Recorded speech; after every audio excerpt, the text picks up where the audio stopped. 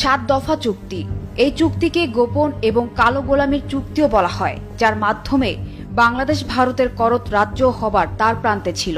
অনেকের মতে সদ্য স্বাধীন বাংলাদেশকে গোলাম বানানোর চক্রান্ত হয়েছিল এই চুক্তির মাধ্যমে। শেখ মুজিবের প্ররোচনায় ইন্দিরা গান্ধীর ছলচাতুরিতে তাজউদ্দিন ও সৈয়দ নজরুলরা যুদ্ধকালে দেশ লিখে দিতে বাধ্য হয়েছিল ভারতকে, এমন অভিযোগও রয়েছে। নুরুল কাদেরের লিখা 266 দিনের স্বাধীনতা বইয়ের 325 পাতায় সেই দাসত্বের কথা লিখা আছে। 1971 সালের অক্টোবরে ভারতের একজন কর্মকর্তা ও অস্থায়ী প্রধানমন্ত্রী সৈয়দ নজরুল ইসলাম 7 দফা চুক্তি স্বাক্ষর করেন।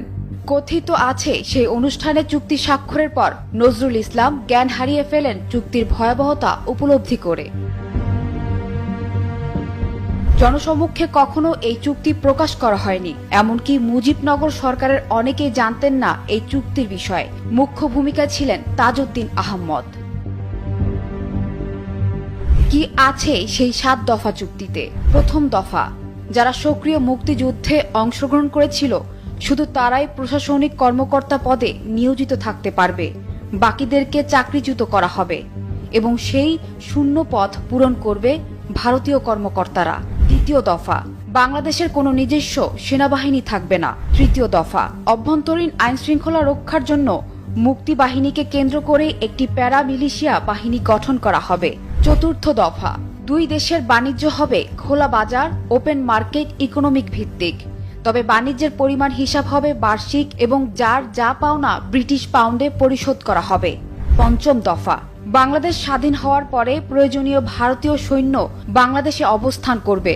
কতদিন অবস্থান করবে তার সময়সীমা নির্ধারণ করা হয়নি। 1972 সালের নভেম্বর মাস থেকে আরম্ভ করে প্রতি বছর এই সম্পর্কের পুনর্নিরীক্ষণের জন্য দুই দেশের মধ্যে বৈঠক অনুষ্ঠিত হবে।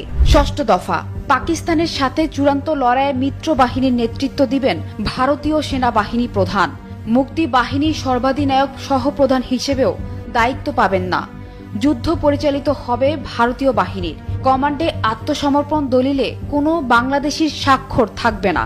পাকিস্তানি বাহিনী ভারতের সেনাবাহিনীর কাছে আত্মসমর্পণ করবে। সপ্তম দফা, বিভিন্ন দেশের সাথে বাংলাদেশের সম্পর্কের প্রশ্নে বাংলাদেশ পররাষ্ট্র মন্ত্রণালয় ভারতীয় পররাষ্ট্র মন্ত্রণালয়ের সাথে যোগাযোগ রক্ষা করে চলবে এবং ভারত যতদূর সম্ভব বাংলাদেশকে সহায়তা দিবে। চুক্তির বিষয়গুলো নিয়ে রাজনৈতিক মহলে আলোচনা থাকলেও মাওলানা ভাসানীর হক কথা